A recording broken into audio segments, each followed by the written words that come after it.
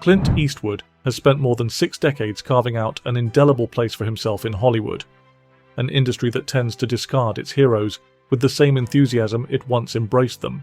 From his early days as the squinting poncho-clad cowboy in Sergio Leone's spaghetti westerns to his later years as one of the industry's most prolific directors, Eastwood has built a career that appears almost impervious to trends, criticism, or the slow march of time.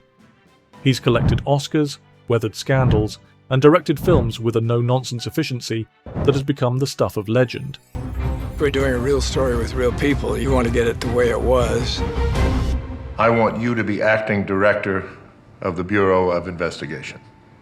There's no doubt he's one of the most influential figures in American cinema, but longevity at the top rarely comes without a few bruised egos and simmering feuds along the way. For all his accolades and admirers, Eastwood has managed to cultivate a rather impressive list of detractors.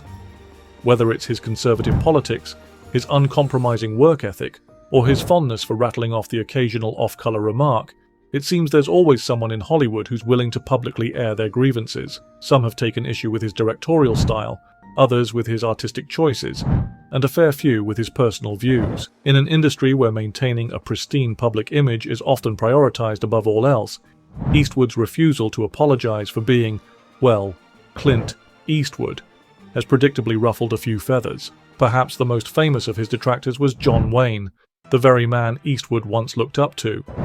If Hollywood had a sheriff in the 1950s, it was Wayne, and he was not particularly thrilled when a younger, scruffier gunslinger rode into town. Eastwood's brand of morally ambiguous, taciturn hero was a far cry from Wayne's square-jawed, all-American cowboy, and the comparisons between the two were inevitable. Wayne, for his part, wasn't having it. Eastwood once sent him a letter suggesting they collaborate on a project, and Wayne's response left little to the imagination. He hated High Plains Drifter, Eastwood later revealed, said it was too violent, not his kind of western. Wayne's disdain for Eastwood's take on the genre was rooted in a fundamental difference in their worldviews. For Wayne, the western was a place of clear moral lines. Good men did the right thing, bad men got what was coming to them, and the American frontier was a place of rugged honor. Eastwood, by contrast, seemed more interested in the grey areas, the anti-heroes, and the moral ambiguity that Wayne simply had no time for. Their professional rivalry was further exacerbated by the changing tides of Hollywood. By the 1970s, Eastwood's revisionist westerns had effectively rendered Wayne's old-school heroism obsolete. Whether Wayne's feelings towards Eastwood stemmed from genuine artistic disagreement or a growing awareness that his own star was fading is up for debate. But one thing is certain. Their feud was as real as it gets. Of course, Eastwood's particular brand of storytelling has put him at odds with more than just the old guard. In 2006, he found himself in the crosshairs of Spike Lee, a director not exactly known for biting his tongue. The dispute began with Eastwood's World War II films, Flags of Our Fathers, and Letters from Iwo Jima, which told the story of the Pacific conflict from both the American and Japanese perspectives. The films were praised for their scope and ambition, but Lee was unimpressed with Eastwood's portrayal, or lack thereof, of black soldiers in the American ranks. "If you blinked, you missed the one black person that was in it," Lee remarked at the time, pointing out what he saw as a glaring omission from the historical record. Eastwood, never one to take criticism lying down, responded in typically blunt fashion, reportedly telling Lee to shut his face. Lee, for his part, remained characteristically unbothered, retorting that Eastwood sounds like an angry old man. The public spat underscored a long-standing issue in Eastwood's work, his tendency to view history through a particular lens, one that critics argue sometimes glosses over inconvenient details. Michael Moore, another filmmaker unafraid to court controversy, also took issue with Eastwood's depiction of war, albeit from a different angle. When American Sniper was released in 2014, it was met with both critical acclaim and significant backlash, with many accusing the film of glorifying war and sanitizing the true cost of American military intervention. Moore, whose own body of work frequently takes aim at American gun culture, took to social media to express his disapproval, tweeting, "My uncle killed a sniper in World War II. We were taught snipers were cowards. We'll shoot you in the back. Snipers aren't heroes."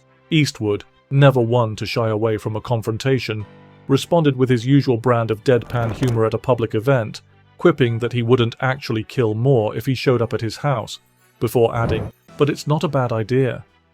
Moore, for his part, later admitted he wasn't entirely sure whether Eastwood was joking, which is perhaps the most fitting response to an Eastwood remark one could imagine. It's not just directors with political leanings that have found themselves at odds with Eastwood. Actors too have had their fair share of grievances when working with him, and few have been as vocal as Leonardo DiCaprio.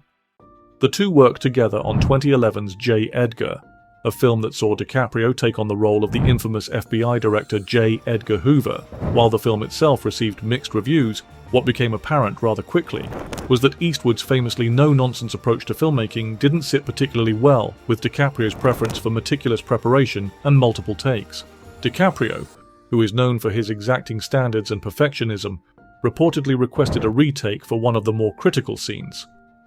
Eastwood, in characteristic fashion, responded by simply calling it a day and walking off set. "That's enough of that," he allegedly muttered, leaving DiCaprio and the crew more than a little frustrated. Co-star Armie Hammer later revealed that Eastwood's one-take approach was a source of anxiety for many on set, recalling that he was still holding his script during what he thought was a rehearsal, only to discover Eastwood had already called it a take. Tom Hanks, too, found himself bemused by Eastwood's directing style when they worked together on Sully in 2016.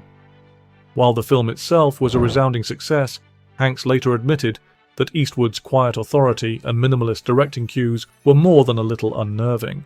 In an interview, Hanks revealed that Eastwood's approach was shaped by his time working on the 1960s TV series Rawhide, where shouting "action" would send the horses into a frenzy. "He treats his actors like horses," Hanks joked, adding that instead of calling cut, Eastwood simply mutters, "That's enough of that." It was, according to Hanks, intimidating as hell. Despite these clashes, it would be a mistake to suggest that Eastwood's reputation has been tarnished in any meaningful way. If anything, his critics seem only to add to the legend, reinforcing the idea that he is, and always will be, a singular force in Hollywood, one who does things his own way, for better or worse. His supporters argue that his approach to filmmaking is efficient, focused, and devoid of unnecessary fuss. His detractors might call it stubbornness or even arrogance, but Eastwood has never been one to concern himself with outside opinions. In an industry where reinvention is often seen as the key to longevity, Eastwood has remained remarkably consistent. He is who he is, and he makes no apologies for it. Whether it's his conservative politics, his terse directing style, or his occasional off-the-cuff remarks that spark controversy, Eastwood's reputation as Hollywood's resident tough guy remains firmly intact. For every colleague who has walked away from a project vowing never to work with him again, there are plenty who would jump at the chance to be part of his legacy. The man himself, however, remains characteristically unfazed. At this stage in his career, it's unlikely he's losing sleep over what anyone thinks. After all, if there's one thing Eastwood has mastered, it's the art of carrying on regardless.